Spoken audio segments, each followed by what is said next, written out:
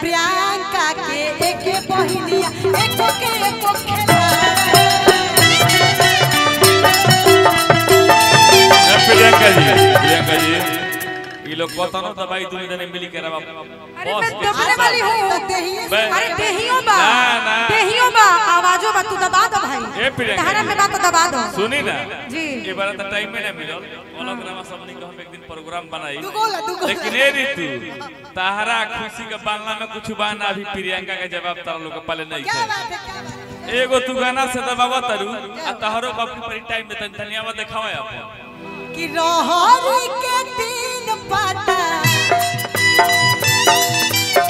रहरी के तीन पाता तीनों का चना रहे तीनों का चना रहे अरे प्रियंका के तीनों बहिनिया तीनों के तीनों छिना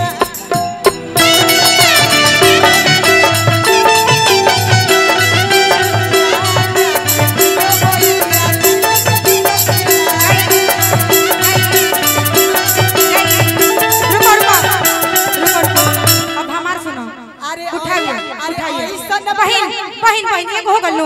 एक हो गल किन्नी में पचड़ल करैली तमर जाई का करी रे तो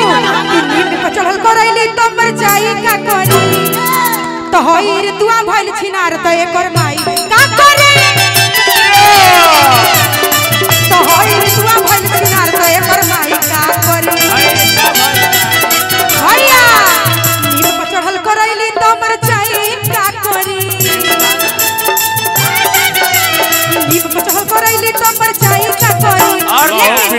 मैं बहुत खुश हूँ और पता है मैं क्या बोलूंगी कि होई बजाइएगा भैया भैया बजाइएगा तो होई रे तुआ भइल छिनार त एकर होई रे तुआ भइल छिनार त एकर माई का करी मंच पका वाला का छोड़ दे रे तू तो लाज करो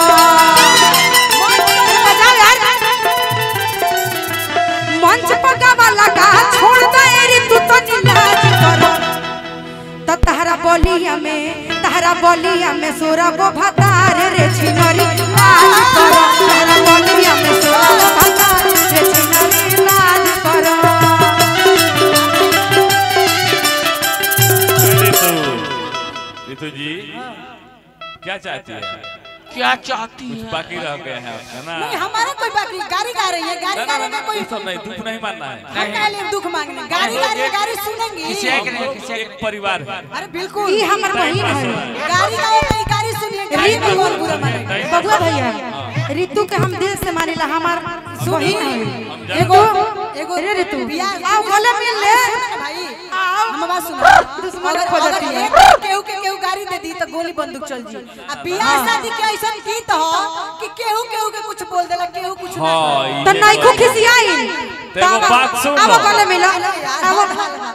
अब सुन लो पहले अब खुशी आई है हां बिल्कुल एरिया का भूसी भी गवाई है ना वो हां भूसी फेंके ना खुशी भाई चश्मा लगा लो पहले हलाक से और ओकरा बाद ऋतु आई है और ओकरा बाद प्रियंका ओकरा बाद सोचा जाई कुछ अब गीत हां मदद करी हलो इनकर अंबानी हेलो खुशी जी तनी सजा के तने भाव में हेलो हेलो डांसर लोग चली गए क्या भैया डांसर लोग चली गए क्या हाँ चली गई कोई बात वाह एक औरत कहती अपने सखी से कैसे कहती है कि ये सखी का सखा जब से हमारी शादी भइल बा जब से हम अपना ससुराल आइल बानी तब से हमरा कोनो सुख नहीं के केहू मानेला जानेला ना कहतिया कैसे कैसे कहतिया हो कि पियाबा करियाबा नामा हाय हाय हाय हाय और है रोज थरियाबा नामा कि पियाबा करियाबा नामा क्या बात और है रोज थरियाबा नामा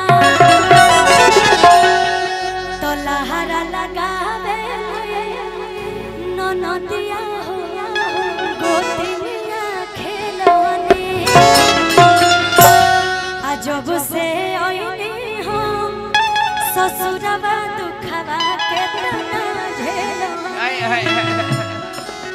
बड़ी वियोग में बिया कहत है कैसे कैसे कहती है कि पिया बा कोदिया बा कोदिया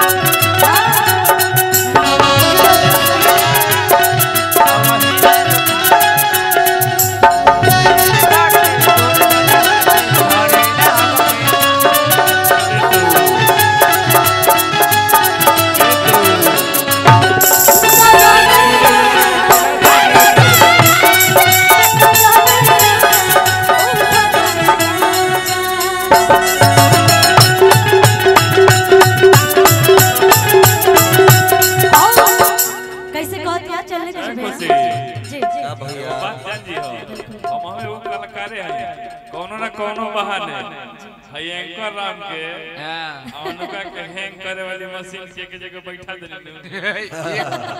एक ही जगह भाई जी हां भाई ठीक कहने बके वाह मशीन कहत औरत है कैसे कैसे कहती तू जानो कि अरे सासू जी तो दिली हमके रोज रोज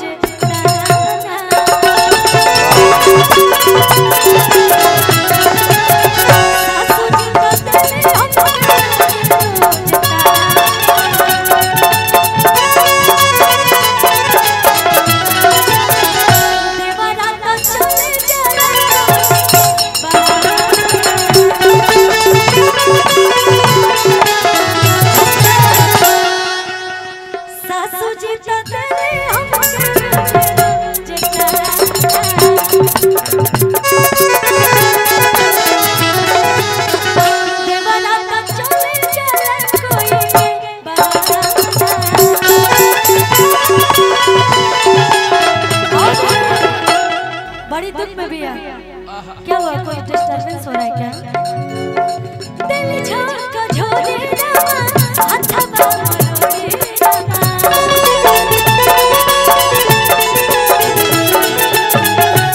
झोंका झोले रामा हथवा मरोड़े तलहरा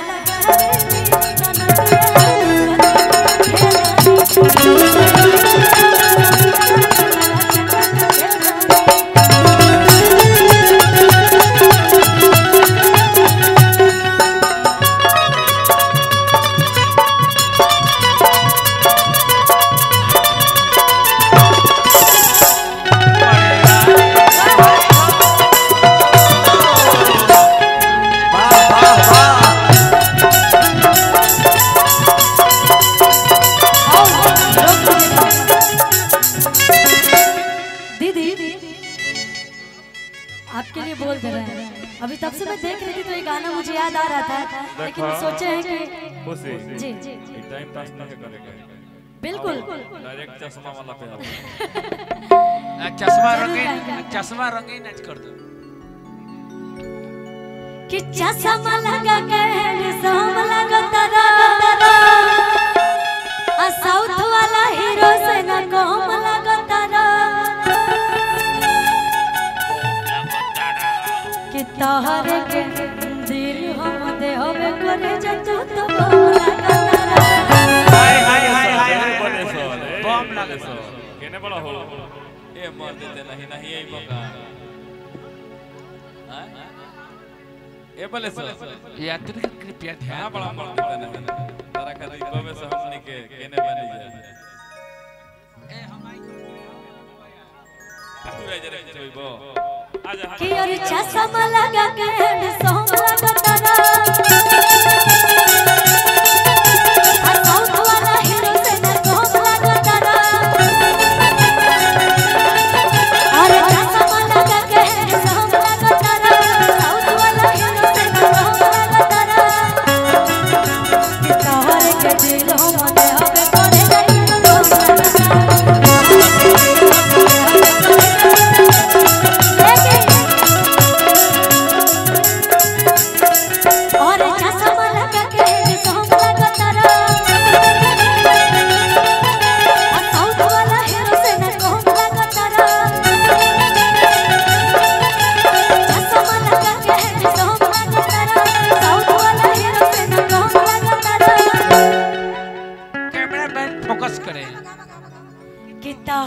के दिल हम देह में करे जतन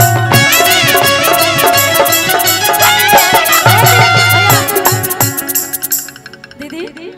मैं अभी तक भी सबके लिए कह रही थी ठीक है, लेकिन ये मैं आपके लिए बोल रही हूँ कि अरे चश्मा लगा के सोम लगा तारू साउथ के हीरोइन से ना कम लगा तारू अरे चश्मा लगा के सोम लगा तारू साउथ के हीरोइन से ना कम लगा तारू कि तोहरे के दिल हम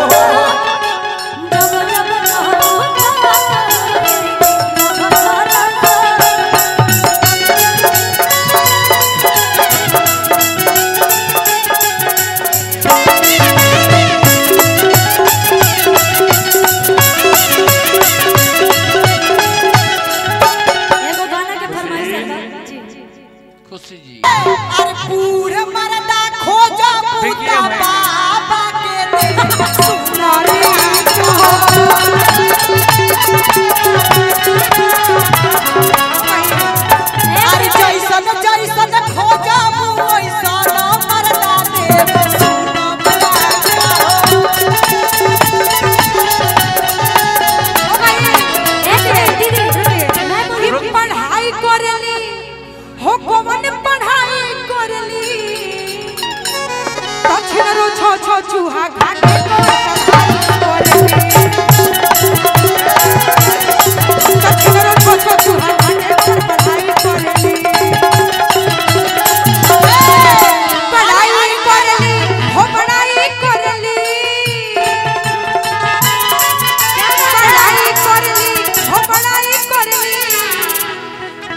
तो संगे बुढ़ऊ के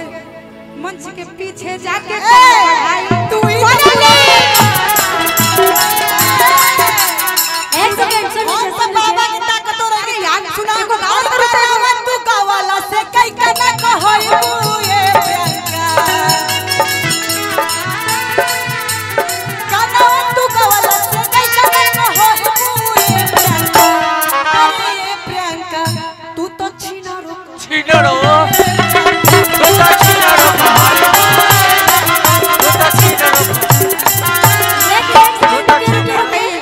हो गई कि हमारा भातार पर अरे मारो ऋतु ऋतु ऋतु ऋतु ऋतु पहले आपके पास बता दो ऋतु देखो जगह देले बड़ू जगह बना लो लेबे के आपने गाया मैंने कुछ नहीं बोला मेरा प्रियंका बाबे के नहीं के तहरे पर नाचबा मेरा सुनिए ऋतु जी हो के भतारी बताओ आपने गाया ना अरे पगली बिकी बता गाने दीजिए प्रियंका के बियाह होके वाला बा भाई हाजीपुर मेरा पति है ऑलरेडी मुझे एगो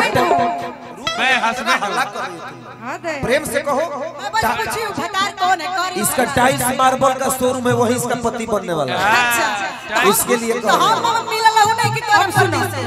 तहार सुननी हम ये कहले बिकी कि हमारा भातार पर अरे मारा तारू लाइन कि जइबू सबतीन जहिया अरे हमारा धराई करबो माई माई बाय काहे हे ऋतु ए ऋतु ने तेरे सामने आराम से ए ऋतु कि जइबू सबतीन जहिया उठावे के बता देबे अरे हमारा धराई करबो माई माई का तो मारब झोटा लटकाई करबो माई माई हमारा भतार पर मारा तारू लाई हमारा भतार पर मारा तारू लाई जब सबतीन जहिया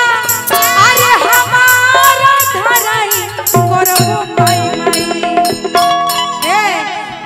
झोटा लटटाई कर घुमाई मई तारा झोटा लटटाई कर घुमाई मई तारा झोटा लटटाई कर घुमाई मई तारा झोटा लटटाई कर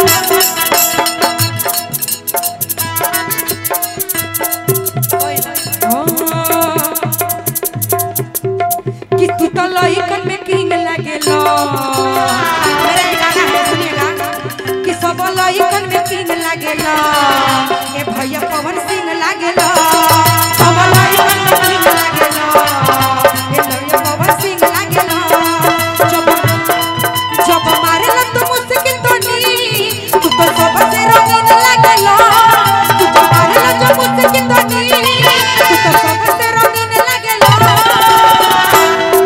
कि सब लइकन में किंग लागेलो कि सब लइकन में किंग लागेलो ए भैया पवन सिंह लागेलो सब लइकन में किंग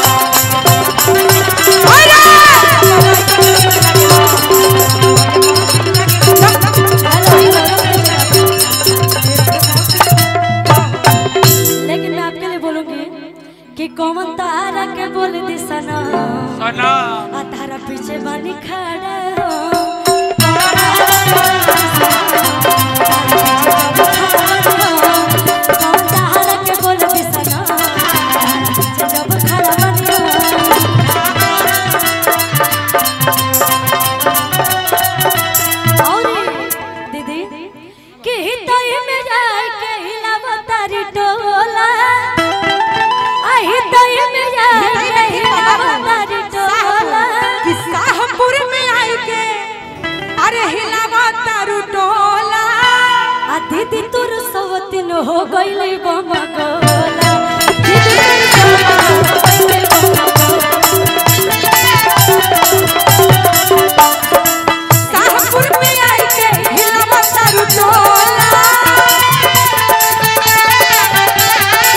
शाहपुर में जाए के हिलावा तारी टोला हिलावा तारी टोला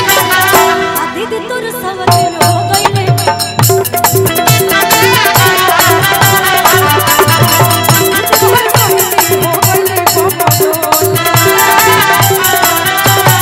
इनका पीछे लइकन में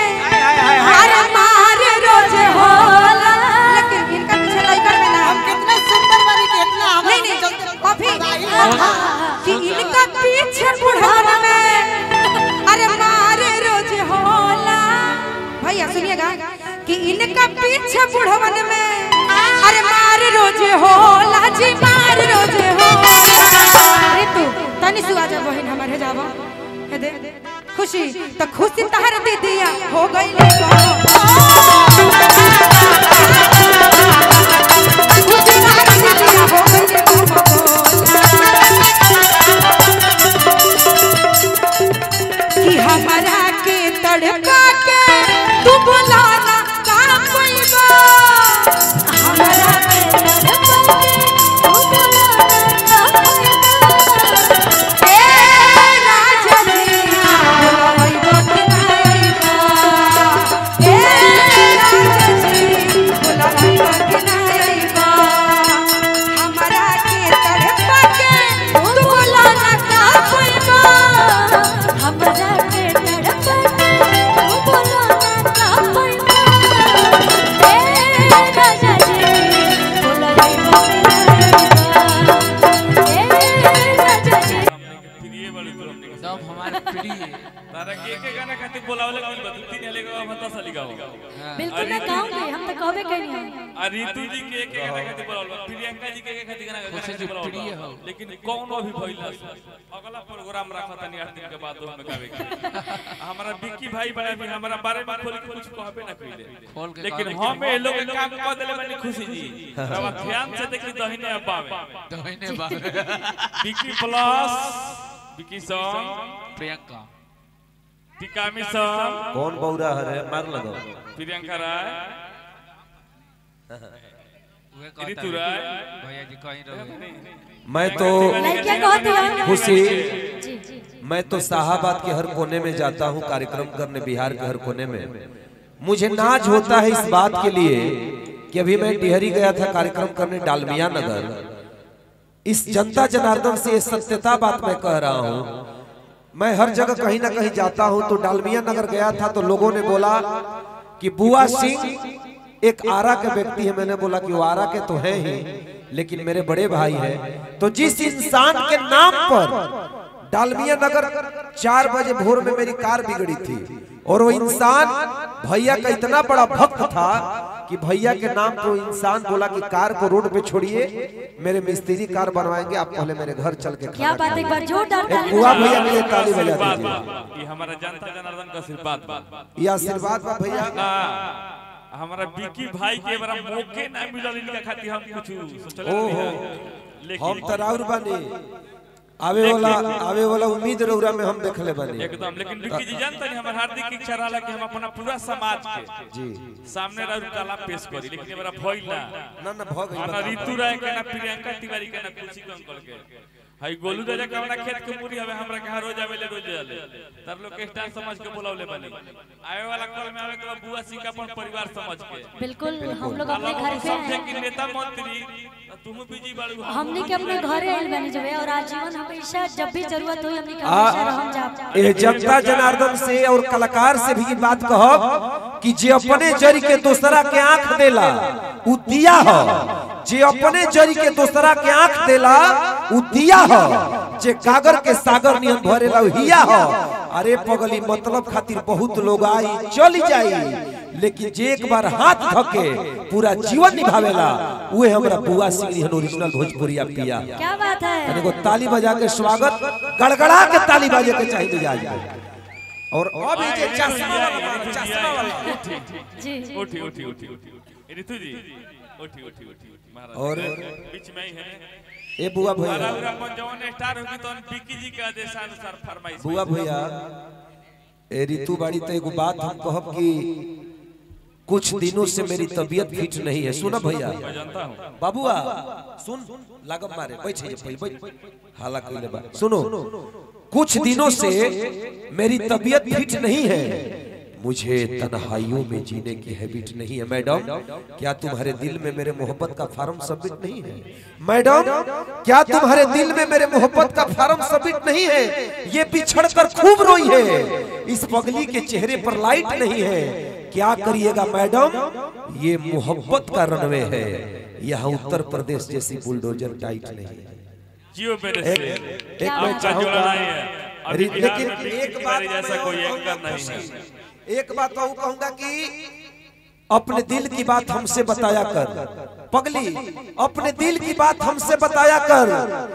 कभी बारिश हो तो भीग जाए। सुनिएगा बुआ भैया, आपका छोटा भाई पंजाब में 3 लाख लोगों के बीच में प्रकाश सिंह बादल मुख्यमंत्री उपस्थित थे उस मंच पर। 4 दिन पहले कार्यक्रम चंडीगढ़ बद्दी में था, मैंने वो शेर बोला मेरा भाई भारत में जहाँ भी रहेगा एंकर के नाम पे मेरे को मौसम। लेकिन मैंने कहा कि कभी अपने आप को इतना सजाया कर, कभी बारिश हो तो भीग जाया कर, मोहब्बत में तुम्हें चांद लाकर कोई नहीं देगा, दिल की बात हमसे बताया कर, मैं तेरे गली से क्यों उदास लौट जाता हूँ, मैं तेरे गली से क्यों उदास लौट जाता हूँ। पगली कभी कपड़े सुखाने छत पे आया कर, कभी कपड़े सुखाने छत पे आया कर, लेकिन रूप अनमोल एक रुबाई हो। बुआ भैया है जो रूप है पूर्व जन्म के कमाई हो, ए रूप पे राम जी लुभा गईले, ए रूप पे कृष्ण जी पिका गईले, आई रूप के धारा तना तेज होला कि कतने बुआ सिंह कटा गईले। ई मोहब्बत के तना बात हो, रूप के आगे जब प्रेम हो जाला तो खुशी सारा दुनिया दीवाना हो जाला। लेकिन मंच पे जे भी उपस्थित लोग बा, हम चाहब कि हमरा खातिर ना, ऋतु राय खातिर ना, खुशी ककड़ खातिर ना, बहुत लोग प्रोग्राम कराता है घर सो जाता है, लेकिन एक ऐसा जमीनी धारा का व्यक्ति देखिए जो कलाकारों के मोहब्बत के लिए मंच पे बैठा है। एक बार बुआ भैया के लिए जोरदार ताली बजा दीजिए, मैं निवेदन करूंगा। और खुशी रौरा आगे आई आ कुछ ऐसा गीत होखे, अब खुशी तरह गरी दुबारा के भूसी हो गई बड़ी, हम का कहीं करा के चलो आजा चश्मा वाला खाली फेर ओकरा बाद ऋतु रहे।